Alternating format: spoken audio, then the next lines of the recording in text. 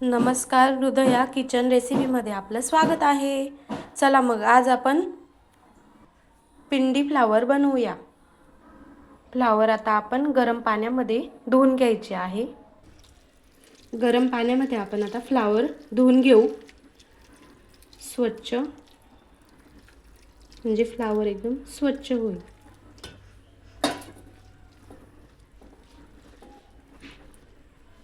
थोडं कोमट गरम पाणी टाकून घ्यायचं.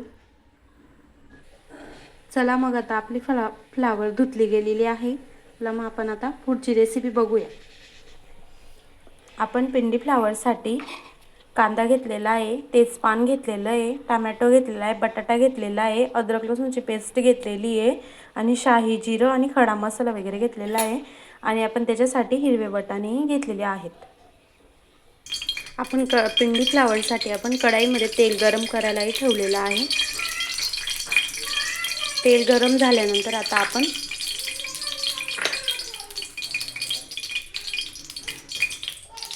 तेल गरम होतंय.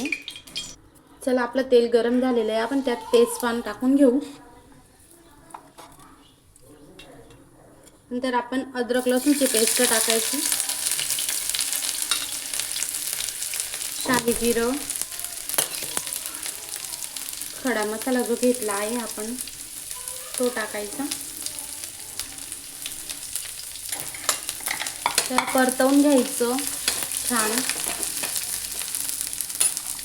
परतवल्यानंतर कांदा टाकायचा,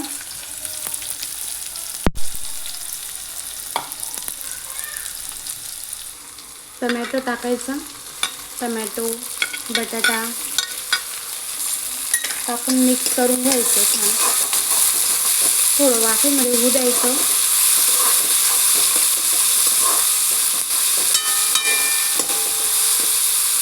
थोडी आपण त्यात हळद टाकून घ्यायची.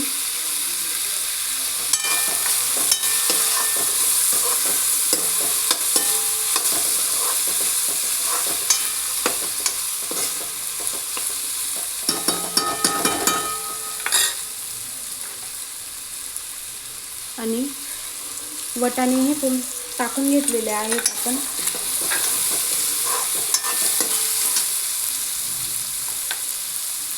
थोडं चवीनुसार मीठ टाकायचं.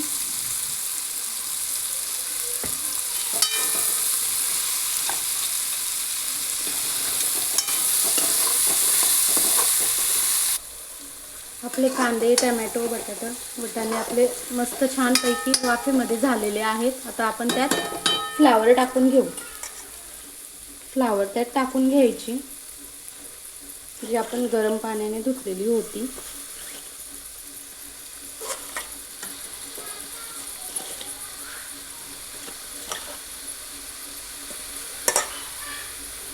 आणि फ्लावरलाही मस्त 15-20 मिनिटं वाफेवरती राहू द्यायचं. तिलाही थोडी शिजवून घ्यायची.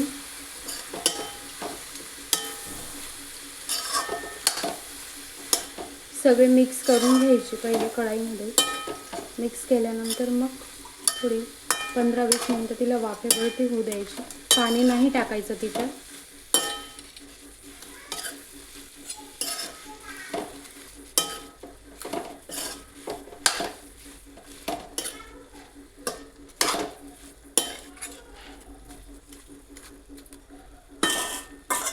चला आता आपण त्याच्यावरती झाकण ठेवून घेऊ.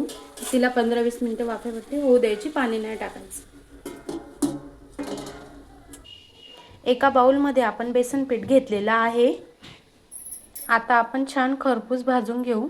कढई पण आपण तापायला ठेवलेली आहे. आता आपण बेसन पीठ त्यात टाकून द्यायचं. त्याला आपण छान भाजून घ्यायचं. आपलं बेसन पीठ आता भाजलं गेलेलं आहे. आता आपण त्याला एका बाउलमध्ये काढून घेऊया. आता आपण बाउलमध्ये बेसन पीठ काढून घेतलेलं आहे. आपली भाजी आता झालेली आहे.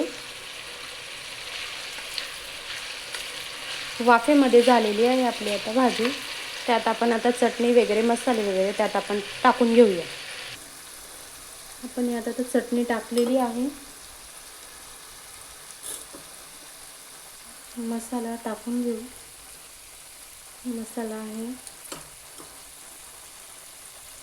धना पावडर,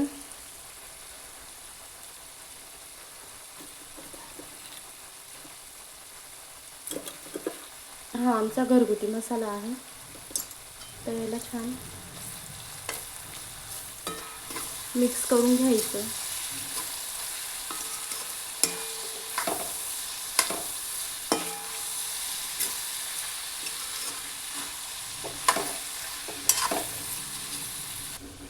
चला आपण आता यात फ्रेश क्रीम टाकून घेऊ.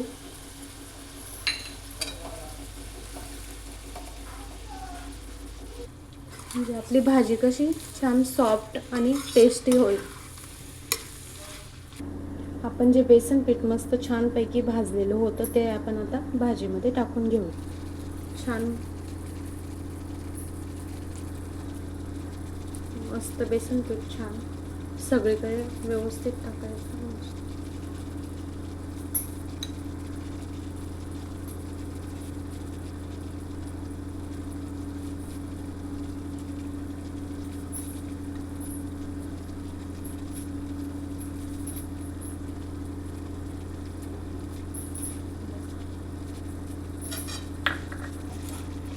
मिक्स करून घ्यायचं बेसन पीठ थोडं. त्यानंतर आपण कोथिंबीर टाकून घेऊया.